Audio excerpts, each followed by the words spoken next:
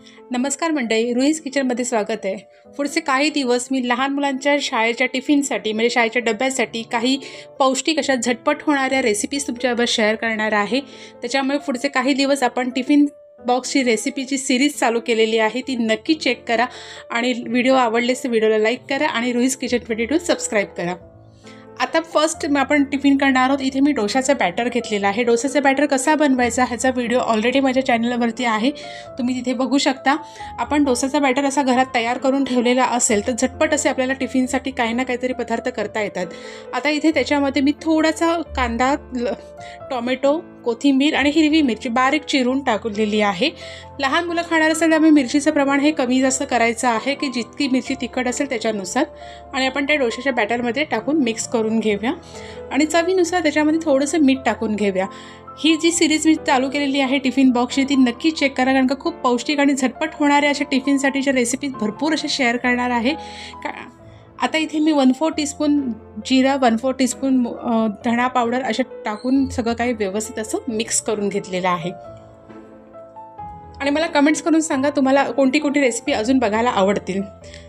आता आपण एक पॅन घ्यायचं आहे, त्याच्यामध्ये थोडंसं तेल टाकून घेऊया आणि त्याच्यामध्ये छोटेसे आता आपण असे उत्तप्पासारखे छोटे मिनी असे डोसा टाईप टाकून घ्यायचं आहे। लहान मुलांना ते खायला इझी पडतं, टिफिनमधून कॅरी करायला इझी पडतं। अशासाठी आपण हे छोट्या छोट्या पद्धतीने घालणार आहोत, एकदम मोठा असा घालायचा नाही आहे। मला स्वतःलाच 2 ट्विन्स मुली असल्यामुळे त्यांना रोज टिफिनसाठी मला रोज काय ना काहीतरी द्यायला लागतं। त्यांना कसं द्यायचं ह्यासाठी माझी रोज काही ना काहीतरी कसरत चालू असते आणि सकाळची गडबडीमध्ये आपल्याला पटकन अशा काहीतरी रेसिपी सुचत नाही, त्यासाठी मी तुमच्यासाठी ही सिरीज टिफिनची शेअर करते। त्याच्यामुळे रुईज किचन 22 सबस्क्राईब करायला विसरू नका आणि बघत राहा की तुम्हाला हे टिफिन रेसिपीची सीरीज ही आवडते की नाही मला नक्की कमेंट्स करून सांगा। आता आपण हे छोटे जे डोसे घातलेले आहेत ते आपण झाकण ठेवून थोडे शिजायला ठेवायचे। शिजल्यानंतर अगदी 5 मिनिटात शिजतात, त्याच्यामुळे 5 मिनिटं झाली की आपण ही झाकण काढून घ्यायचं आहे।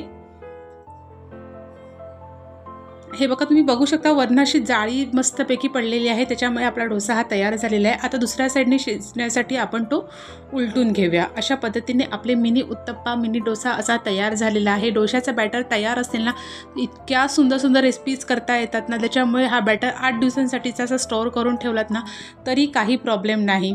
आता मी त्यांना त्या डोशाबरोबर एक ड्रॅगन फ्रूट्स दिलेला आहे, कारण का सेम असं एकच काहीतरी पदार्थ देण्यापेक्षा 2 पदार्थ दिले ना की मुलांना खायला मजा येते, टिफिन खायला खूप आवडीने खातात, त्या खूप व्यवस्थित संपवून येतात। त्याच्यामुळे असं फ्रूट सलाड असं काही ना काहीतरी प्रत्येक वेळेला दिलं ना की खूप छान असतं। आणि ड्रॅगन फ्रूट हे खूप पौष्टिक असतं, त्याच्यामुळे मी त्याच्यासोबत त्यांना ड्रॅगन फ्रूट आज दिलेला आहे। तुम्हाला ही रेसिपी कशी वाटली मला नक्की कमेंट्स करून सांगा। अजून बऱ्याच आहेत रेसिपी, त्यामुळे रुईज किचन 22 लवकरात लवकर सबस्क्राईब करा आणि मला कमेंट्स करून सांगा तुम्हाला टिफिन बॉक्सची ही सीरीज मी चालू केलेली कशी वाटते ती।